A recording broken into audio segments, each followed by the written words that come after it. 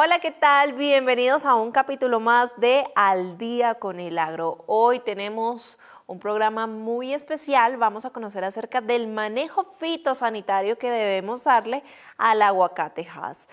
Así que tengo un invitado muy especial. Quiero darle la bienvenida al ingeniero agrónomo Jaime Cárdenas. Jaime, bienvenido al Día con el Agro.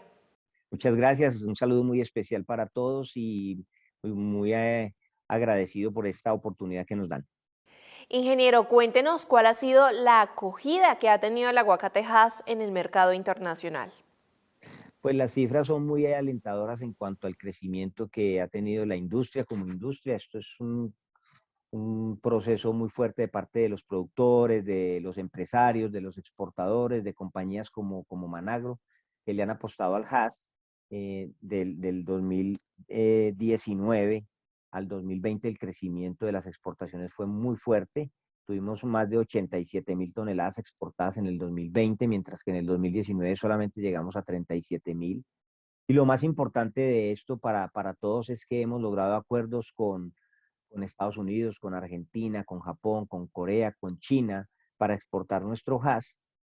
Y hoy en día podemos decir, con corte incluso de la semana pasada, de junio 3, que Colombia ya cuenta con 134 predios, la mayoría de ellos predios de pequeños productores y medianos productores de Hass, 134, para Argentina 161, para Japón 68, para Corea 10 y para China 8 predios de productores, como lo digo, la mayoría medianos y pequeños, que ya pueden exportar nuestra fruta a estos exigentes mercados. Y también el otro mercado importante, el que estamos creciendo con mucho vigor, es el mercado de la Unión Europea, que es nuestro mercado natural de aguacate Hass. Se puede decir que este producto se ha convertido en una gran oportunidad para el sector agrícola, dada a su posibilidad de exportación. Sí, Colombia cuenta no solamente con el tejido de los productores, de los agricultores, y la cadena como tal está muy bien organizada, sino que tenemos una magnífica ubicación geográfica por nuestras dos costas, las posibilidades de utilizar puertos en el mar Caribe y en el Océano Pacífico, y adicionalmente estamos ubicados entre los 0 y los 10 grados de latitud norte, lo que nos permite tener en la cordillera de los Andes unas excelentes producciones, unas muy buenas condiciones de las plantaciones de aguacate Hass. Me gustaría que compartiera con nosotros cuál es la clave para el manejo fitosanitario de los cultivos y así ser competitivos y a su vez poder llegar a mercados especializados.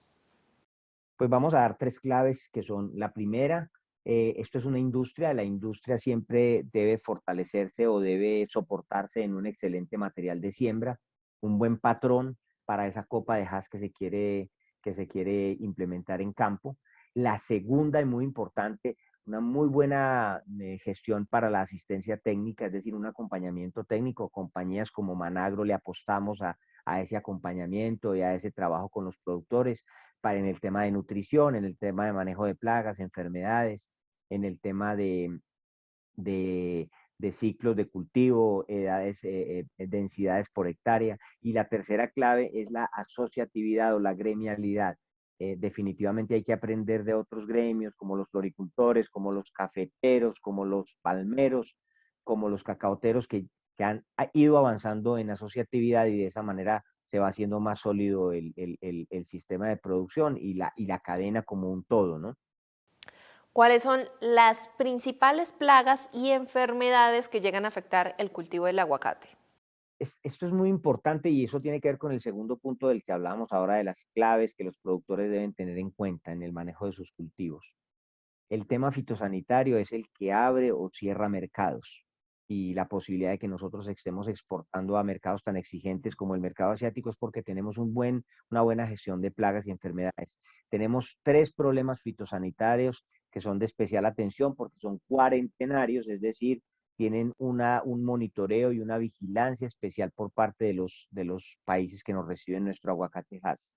Uno es una mariposa que se conoce como Stenoma catennifer. Es una plaga que puede afectar no solamente la calidad de la fruta, sino, como lo digo, la exportación. Y los otros dos son el Eilipus lauri y el Eilipus trifasciatus, que son dos cucarrones que tienen un impacto muy fuerte en la sanidad de los cultivos, disminuyen la producción, los costos de control pueden ser altos, por lo tanto el monitoreo, la vigilancia y el control de estas plagas es fundamental si queremos tener un sistema de producción sólido, resiliente, productivo y rentable, ¿no? Ahora bien, ¿qué medidas adoptar para evitar que las plagas se conviertan en una amenaza?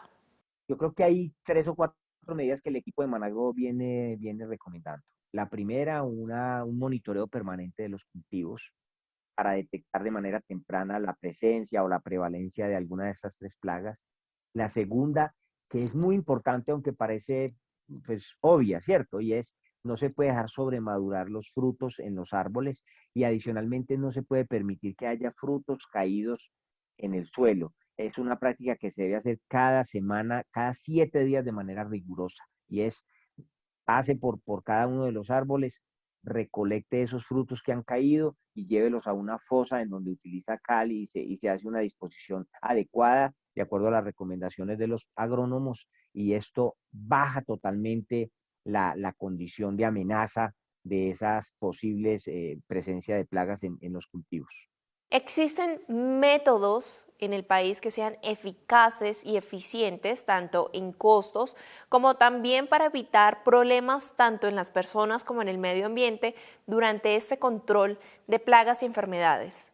Este es un tema muy crítico, muy sensible, porque muchas veces el productor se preocupa y no quiere que una plaga le afecte su cultivo y utiliza productos químicos con alta toxicología, que son además dañinos para el medio ambiente, para la salud de las familias que viven alrededor de los cultivos, de los mismos empleados de las fincas. Y esto no puede ser porque finalmente el remedio es peor que la enfermedad, decimos nosotros. Entonces aquí hay que tener controles biológicos, un manejo integrado y un manejo sobre todo que sea racional en cuanto al costo-beneficio. Entonces sí tenemos en el país programas de control integrado, de manejo integrado de estas tres plagas que están fundamentados en dos soportes. El control cultural que ya lo mencioné, que es esa recolección permanente de esos frutos caídos y algunos productos que ya están aprobados por la Autoridad Fitosanitaria Colombiana, que son productos de origen biológico y que funcionan muy bien para el control de estas plagas. Entonces, no se generan riesgos para las personas, se protege el medio ambiente y también al final se protege la fruta porque no se generan trazas que puedan, digamos, generar rechazos en los mercados internacionales. Ingeniero, quiero preguntarle, ¿es importante que cuando existan cultivos afectados sean señalizados?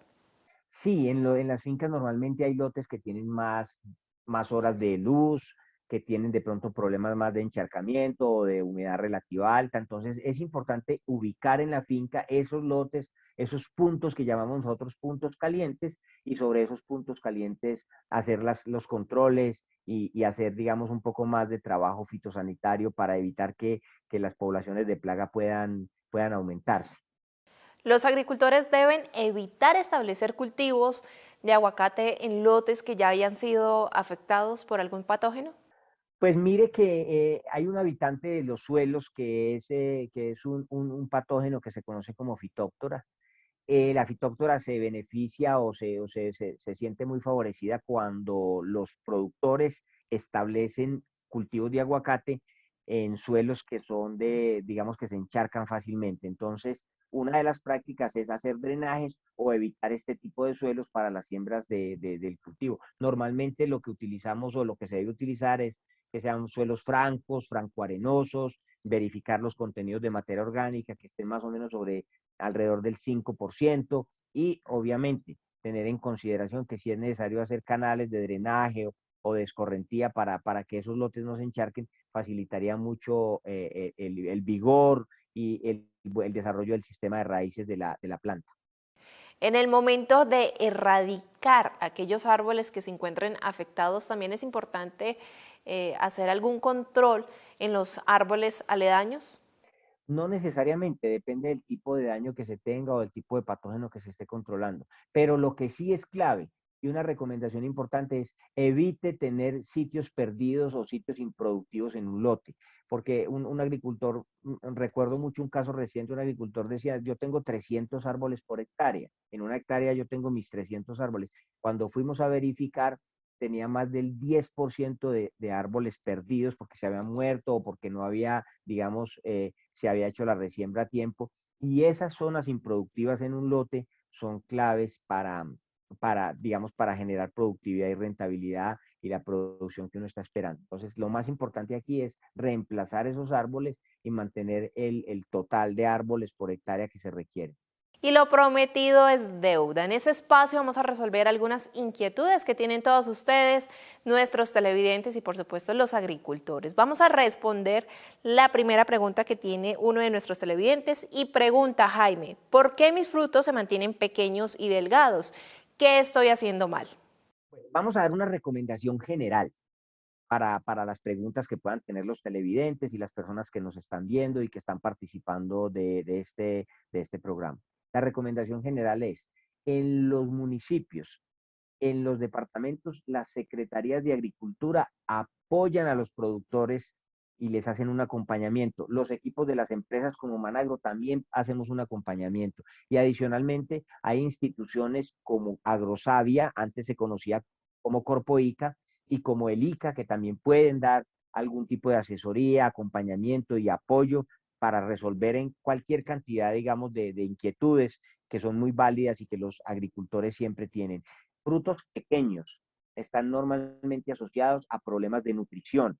Cuando la nutrición no es adecuada y no está basada en una finca, en el análisis de suelo, puede generarse esta mala calidad. Frutos que no llenan, no cuajan bien y frutos que realmente no dan la calidad para la exportación. Esa sería la recomendación para el televidente que nos pregunta por el tema de frutos pequeños. Habría que empezar en esa finca por mirar el tema nutricional, el tema del pH del suelo y hacer los correctivos que eventualmente sean necesarios, ¿no? Jaime, la segunda pregunta que nos llega de nuestro televidente es la siguiente. ¿Debo alarmarme si en el fruto se observan lesiones redondas o irregulares de color pardo o café claro? Tiene mucho que ver con la pregunta que hicimos ahora, con los comentarios que hicimos ahora de una de las preguntas en cuanto a cómo evitar que las plagas se transformen en una amenaza. Esa es una medida de alerta, esa descripción de lo que se está viendo en los frutos. Quiere decir que hay presencia de algunos barrenadores y algunas plagas que están atacando esos frutos y que pueden convertirse en un serio problema para el cultivo. De manera que aquí lo más importante en este tema es no alarmarse, pero sí tomar acciones de tipo preventivo, hacer un monitoreo, verificar y con el ingeniero agrónomo revisar esas lesiones que son normalmente producto de la picadura de estos dos cucarrones de los que hablé ahora y que si no se controlan a tiempo pueden dañar prácticamente la cosecha de una finca. Punto importante a tener en cuenta. Jaime, nuestra tercera pregunta es, he notado que dentro del cultivo existen frutos con lesiones de color café que invaden parcialmente la cáscara y la pulpa, cambiando notoriamente su sabor. ¿Cómo puedo manejarlo? Sí, ya habíamos mencionado un tema de los cucarrones que pueden generar esta sintomatología, pero también el golpe de sol o también los golpes mecánicos y el daño mecánico pueden generar esas lesiones de color café. La pulpa inmediatamente cambia su consistencia y por supuesto el sabor se altera notablemente. Entonces tiene mucho que ver con la materia seca a la que se deben cosechar los frutos, que debe estar entre el 22 y el 27 o 28%. Esa es una muy buena recomendación y es una pregunta muy acertada por parte de nuestro televidente. Jaime, y como última pregunta que nos llega, ¿cómo combatir cultivos con incidencia en Monalonium? ¿Qué le responde? Pues miren que no mencioné dentro de las tres plagas importantes al Monalonium, pero el Monalonium realmente puede generar un problema en los cultivos de aguacatejas, sobre todo porque los productores se asustan de ver las poblaciones de Monalonium, hacen un excesivo control de malezas o de arbences, desequilibran los enemigos naturales que tiene el Monalonium, entonces se disparan estas poblaciones de Monalonium y empiezan a afectar el cultivo. Entonces, combatir el monoamonio fundamentalmente son prácticas culturales, monitoreo, evitar ese exceso del control de malezas o de arbences para que los enemigos naturales y el control biológico pueda actuar y utilizar algunos productos de síntesis que no sean tan, digamos, amplio espectro y se concentren más en este tipo de insecto. Aquí yo lo que le recomiendo al televidente que hizo la consulta es asesórese de un ingeniero agrónomo porque cada situación con monoamonio en cada finca es muy particular y debe ser verificada por un ingeniero agrónomo. ¿Por qué es tan importante fertilizar adecuada y oportunamente? Y me gustaría que también diera algunas recomendaciones de cómo se debe realizar. Pues mire que una de las variables de la productividad que más impacto tiene en la expresión productiva es la nutrición. Y la nutrición debe estar basada en el análisis de suelo. Es fundamental, digamos, diseñar un plan de nutrición del cultivo basado en los resultados de ese análisis químico y físico de los suelos. Y normalmente se deben realizar de 4 a 6 aplicaciones, siempre en las épocas donde hay mayor humedad, donde hay mayor precipitación, para que ese fertilizante pueda absorberse o aprovecharse de mejor manera por la planta. Entonces, estamos hablando de 4 a 6 aplicaciones al año y que esa fertilización o esas aplicaciones estén fundamentadas en los análisis de suelo de esos lotes. Y por último, ¿qué se debe tener en cuenta al momento de adquirir árboles de siembra? Pues muy buena pregunta para cerrar. Yo lo mencioné al inicio cuando arrancamos. La industria del HACCP empieza por un excelente material de siembra, es decir, un buen patrón para esa copa de HACCP que voy a establecer. Y eso solo se logra con patrones que tengan trazabilidad, viveros que den seguridad del material que se está ofreciendo, que sea de buena calidad. ¿Para qué? Para que uno al final tenga árboles bien nutridos, árboles de porte medio, con hay buena aireación, árboles productivos, al final se traducen en fruta sana, en buenos frutos, que son los que se pueden exportar con calibres adecuados, y esto está dado de manera fundamental por la trazabilidad o el origen conocido del material de siembra. Viveros registrados y viveros autorizados son los que deben ser utilizados por los productores para el uso de estos materiales. De lo contrario, es un riesgo muy grande porque uno compra en un sitio donde no le dan garantía y las consecuencias de esto no se ven a los 2 o 3 meses, sino que se ven a los 3 o 4 años cuando ya se ha hecho una inversión prácticamente irrecuperable. Jaime, ha sido un gusto que nos haya acompañado aquí en Al Día con el Agro, pero antes de despedirnos, cuéntenos dónde los televidentes pueden encontrar mayor información. Sí, claro, nosotros pues estamos como equipo de Managro listos para dar el apoyo. Nos pueden escribir a dir.abastecimiento@managrofresh.com o directamente también a través de nuestra página web, pues hay información y hay la manera de entrar en contacto con nuestros técnicos. Nosotros tenemos ingenieros agrónomos en el Huila, tenemos en el Tolima, tenemos en Antioquia, en el Valle del Cauca, el Eje Cafetero, Quindío, Caldas, Risaralda, tenemos en el Huila. Es decir, nuestro equipo técnico, la compañía se ha preocupado por que sea un equipo técnico altamente competente y esté distribuido en diferentes zonas para darle ese acompañamiento a los productores.